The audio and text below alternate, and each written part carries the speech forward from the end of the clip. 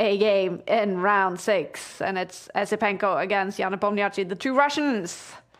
Wow. And they don't get any breaks here because breaks. Esipenko just like finished the craziest time scramble I've seen in a long time, and he looks so like chill and unbothered, and now he's just having to start the next game, but he's keeping quite the tempo because he still kind of has this instinct of like move quickly. Exactly. It must be difficult to sort of shift tempo. Yeah. Yeah, I'm still stressed thinking about that previous game. Like, that final position is one of the weirdest final positions I've ever seen. Why did he get a second queen? What was the point of that? Yeah, like Black had 2 queens, White had a new one that just got promoted, and of course it came down to milliseconds at the end. But Esipenko, I do wonder whether that's a stress bracelet as well that he's holding in his hand just to keep himself calm. And I mean, he's such a chill guy in general. He actually defeated Nepo at the Esports World Cup, knocked him out in a match there.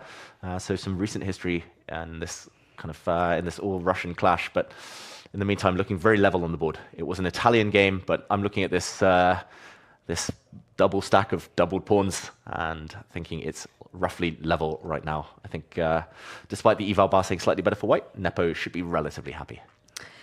We do have some other cool matchups in round 6. Håvard, who won in game 5, coming back with a win after losing to Esipenko, is up against Andrew Tang. That's a cool matchup. And I also did notice that Anna Kramling won her game in round 5. So that's very cool. But this one, huge one between 2 big Russian names. And they're both on 5 out of 5. Yeah. A clash of generations, and Nepo just in recent months has struggled a bit against younger players. We see Esipenko trying to push pawns now on the left flank here. He's trying to kick away this black knight. The only reason White might have a small advantage is because once that knight gets kicked away, there's chances to attack this central pawn. This is the weakest pawn of them all, only defended by the black queen. Once that knight gets kicked away, White also can break forward in the center.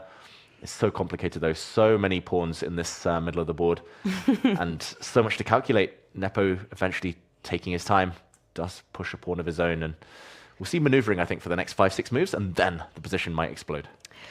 Yeah, Nepomniachtchi, he missed the 4 first game weeks in the autumn split. He was playing in the Grand Swiss and missed those game weeks, but still, he's played fantastic when he's been able to join after game week 5, and he does have 7 points on the Champions Chess Tour leaderboard, meaning today is a big day for him to score 10 points for Nepo today, and to catch up with Magnus and Hikaru on the top of the leaderboard would be massive for him, and he has a huge chance to do so.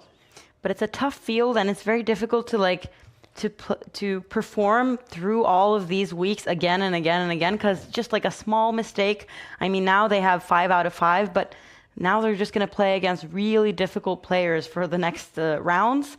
So it's very difficult to never make like a small mistake. But there are 6 players that have won all of their first games. So we still have the possibility that somebody will win with 11 out of 11. Hasn't happened since we changed the time format, but it used to be something that would happen like maybe once every couple of months, and it would be like a big thing, like, oh, Magnus won all 11 games. Yeah.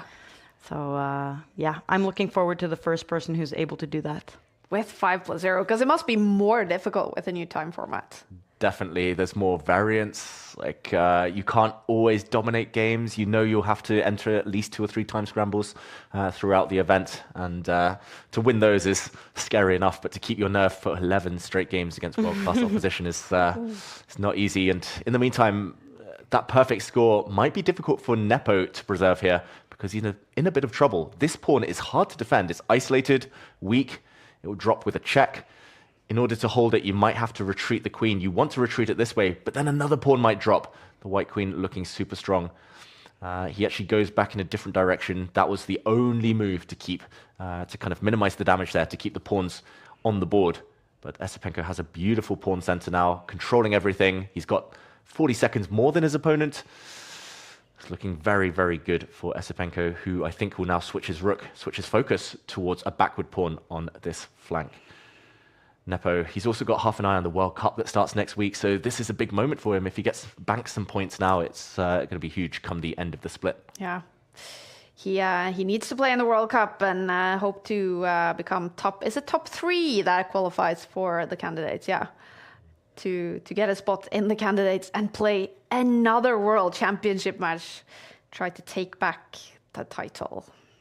Yeah, coming top 3 though in a field of, what is it, 128 Grandmasters? Yeah. It's not easy. Yeah. So no guarantees.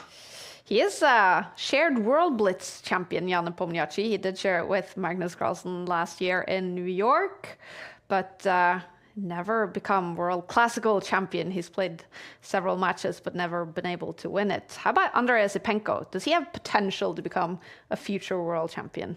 Yeah, I think he's in a bit of a funny spot right now, Esipenko. A few years ago, Magnus was talking about him as future World Championship material. He defeated Magnus twice in classical chess, which not many people have done throughout an entire career. He did it in a short space of time, and within a few months when he was still a teenager. But then he went into a bit of a lull. No big tournament victories to his name, kind of dropping some rating points. But now he's back around the 2,700 mark. Feels like he's much more consistent. It's tough, though, when you're playing against the likes of Gukash and other prodigies. There we go. White wins a pawn. The white queen going pawn hunting there. Might just step across and back into the center. Maybe could have actually gone back to try and trade queens. But yeah, Esipenko, it feels like he's due a big breakthrough in his career. Yeah, and a big breakthrough in this game as well. Much better now, but he is down on the clock.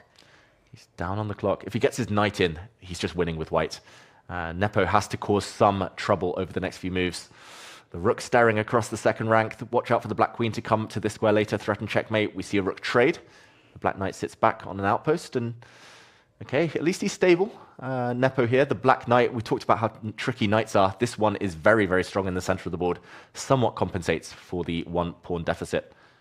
But Esipenko trying to get those queens off. So impressive. He's done nothing wrong so far in this game. Wow. So focused. Andrey Esipenko on 5 out of 5, now up against his fellow Russian Jan Nepomniachtchi, also on 5 out of 5. Oh, a blunder. It's a blunder, and how to take advantage of that. I think, there we go, it is a sacrifice. Wow. Rook takes knight. He's cleared a square for his own knight. He's coming in with a checkmate. That is a very hard move to stop. You can't use your rook to defend the second rank because that square is covered by the black queen, and therefore you have to use your own knight. But how to do that? If you move your knight forward, the black queen's still going to come in down to the second rank. The white queen's cut off from the action. That was incredibly well spotted by Nepo as well, because, I mean, he doesn't see this bar that's suddenly like, whoa, there's something here. So you have to be awake at all times. And now he made that move really quickly, I would say. Yeah, I would have spent like 2 minutes. Yeah, same. I would have burnt all my time working it out. And even if it's winning, might not have played it. Yeah. But wow, Nepo, he's about to deliver a nasty checkmate, starting with this queen check or a capture of this pawn. The white king can't even start running away because of knight checks, and Esipenko resigning. That was so sudden. Wow. I guess he wanted to kind of prove that, like, I can see what's going on here, but yeah, that was weird.